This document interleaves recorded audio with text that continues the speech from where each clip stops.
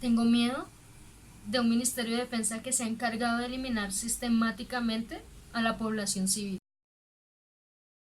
Para que vean que no es jodiendo, voy a explicar la función que tiene el Ministerio de Defensa. Entendamos que este ministerio es un organismo estatal que está encargado de organizar y dirigir a las Fuerzas Armadas para la protección y la defensa del Estado. El Estado soy yo, es usted, son los congresistas, somos todos. El gobierno es quien se encarga de administrar el Estado. Y el ministro de Defensa que teníamos en este nefasto gobierno era Guillermo Botero, quien anteriormente era el presidente de FENALCO, es decir, que era un sujeto desconocedor de las funciones de un ministro de defensa. Y lo notamos durante sus 15 meses en el cargo, 15 meses en los cuales incrementó la tasa de homicidios e incrementó la tasa de inseguridad en nuestro país. La incompetencia de Botero fue tal que tuvo que enfrentarse a un debate de moción de censura en el Congreso citado por el senador del partido de la U, Roy Barreras, el que sabemos no es ninguna perita en dulce, pero esta vez presentó una ponencia reveladora. En este debate se conocieron varios fracasos en materia de seguridad nacional del gobierno gracias al exministro Botero. Finalizando el 2017, habían 1.500 miembros del ELN, pero luego de la desafortunada llegada de Iván Duque a la presidencia y su gabinete, se registraron más de 4.000 miembros del Ejército de Liberación Nacional que abandonaron los diálogos en La Habana y el gobierno los declaró objetivo de captura y se negaron a realizar cualquier tipo de diálogo para el cese de hostilidades. Y después de esta nefasta decisión se registraron alrededor de 86 nuevos atentados a oleoductos. La incapacidad del gobierno de garantizar el cumplimiento de los acuerdos de paz y el incumplimiento de Jesús Santrich e Iván Márquez llevaron a que las disidencias de las FARC fueran reconocidas como grupos armados organizados, condenando a la población civil a la resurrección de la guerra, a la que gracias a esto le sumamos el fortalecimiento de los cárteles mexicanos, como el de Sinaloa, Jalisco Nueva Generación y los Celtas, que hoy hacen presencia en por lo menos 10 departamentos. Y como un fracaso digno de un trofeo a la ineptitud de este gobierno, que desde su campaña dejó ver su anhelo y sed de guerra, a Colombia volvieron los falsos positivos.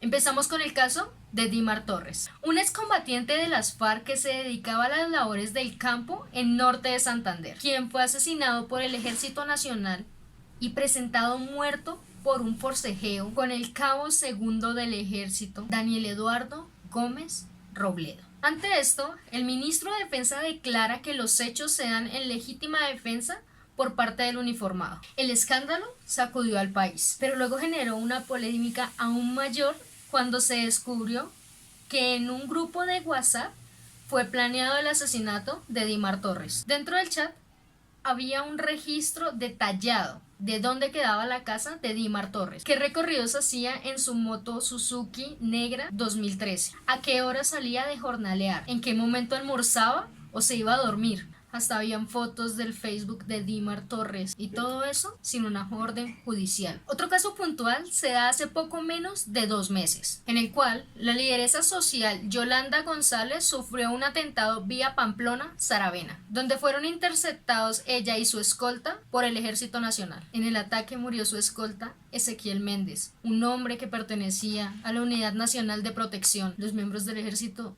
dieron la orden de que pararan el automotor, y aunque Yolanda y Ezequiel se identificaron, los uniformados no les bastó para dictar la orden de fuego y argumentaron en el comunicado oficial que el automotor en ningún momento se detuvo y que en cambio arremetió en contra del puesto de control militar. Pero Yolanda González grabó un audio que deja en evidencia que es totalmente falso el comunicado y la versión que presenta el Ejército Nacional. Ojo, tienes que cambiar los ojos. Ojo.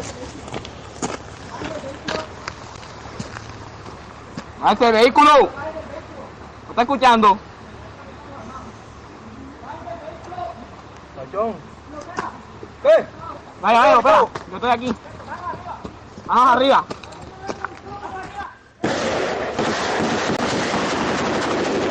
Este ataque deja en evidencia de cómo el Estado, protector y defensor, se está encargando de eliminar sistemáticamente a los líderes sociales en Colombia. ¿Qué falló en la operación? Que desafortunadamente para las fuerzas militares, Yolanda González quedó viva. Yo también tengo miedo. Tengo miedo de un gobierno que prefiere tapar las cagadas de un exministro y un general del ejército incompetentes antes de responder por la muerte de 8 niños. Tengo miedo de un gobierno que es capaz de poner a un sector de la opinión pública a favor de esta masacre. El gobierno de Iván Duque violó gravemente el derecho internacional humanitario y les voy a explicar por qué.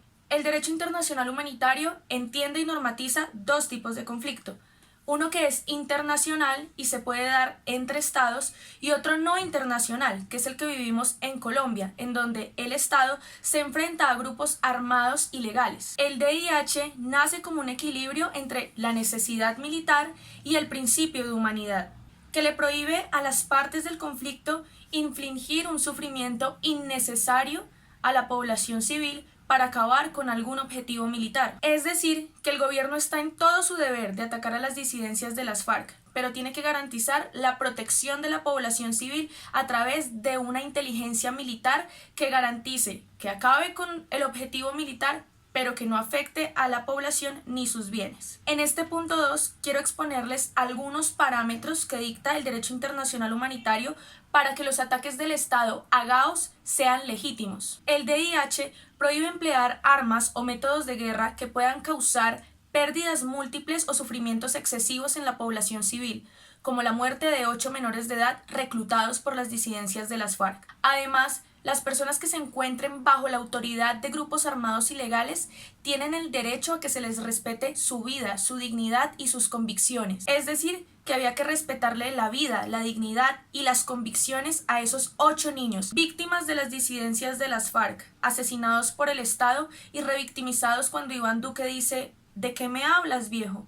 O cuando felicita al exministro Botero por su gestión. Este gobierno ha pasado por encima de las víctimas, es indolente, indiferente y asesino. El DIH marca 3 principios que se deben tener en cuenta a la hora de realizar un ataque a objetivos militares. Primero, el principio de distinción. El Estado debe tomarse la gran molestia de ver e investigar que su ataque no afecte a la población civil. Es decir, que el Ministerio de Defensa debía cerciorarse de que en la zona del bombardeo no habían niños, ni ninguna persona que no participe de las hostilidades. Principio de proporcionalidad. Los ataques nunca deben causar muertes accidentales. El bombardeo se realizó entre las 11:30 y las 12 de la noche del 29 de agosto de este año y masacró a 14 disidentes de las FARC, de los cuales 8 eran menores de edad, 8 niños reclutados. Esos 8 niños son muertes accidentales de esta guerra que el gobierno se empeña en extender, en lugar de velar por la paz por la que tanto hemos trabajado. Principio de precaución. Este principio implica que se debe tener cuidado y se debe proteger la vida de la población civil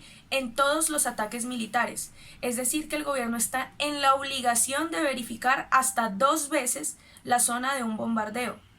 No se tenía conocimiento de la presencia de menores de edad que hicieran parte de la estructura de seguridad del blanco lícito alias Giraldo del Cucho. Una chimba de inteligencia militar. Los siguientes son algunas prohibiciones y restricciones que existen sobre los métodos de guerra. No se deben utilizar métodos de guerra que propaguen el terror en la población. Seguro un bombardeo en medio de la noche y cerca de su casa no tiene implicaciones ni daños psicológicos en la población civil. Los ataques deben distinguir a la población civil.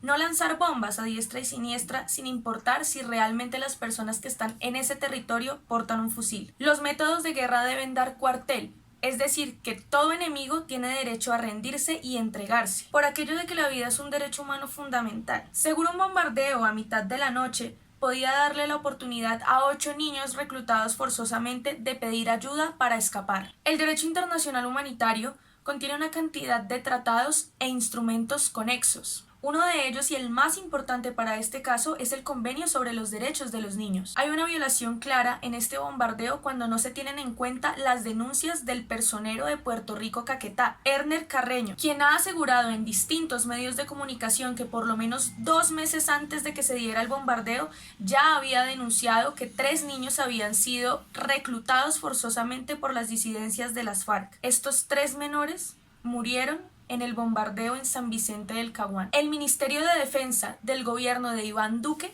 pasó por encima del artículo 37 y 38 de la Convención sobre los Derechos de los Niños. En el artículo 37 se dicta que ningún niño podrá ser privado de su libertad, y si está privado de ella, se debe respetar su humanidad, y el Estado nunca deberá imponer una pena capital a los menores. O sea, que aunque los niños fueron reclutados y estaban en un campamento, el gobierno debía respetarles la vida. Y el artículo 38 establece que el Estado debe tomar las medidas necesarias y posibles para que los niños no participen de las hostilidades. Todos los gobiernos se han hecho los maricas con este artículo, porque nunca tomaron ninguna medida más allá de llenar de militares las zonas del conflicto y nunca entendieron esa ausencia de Estado que existe en los territorios como el Caguán. El gobierno de Iván Duque bombardeó el pasado 30 de agosto un campamento de disidentes de las FARC y lo presentó como el gran triunfo del Ministerio de Defensa, pero de los 14 muertos, 8 eran niños. Una de ellos, Ángela María Gaitán, con tan solo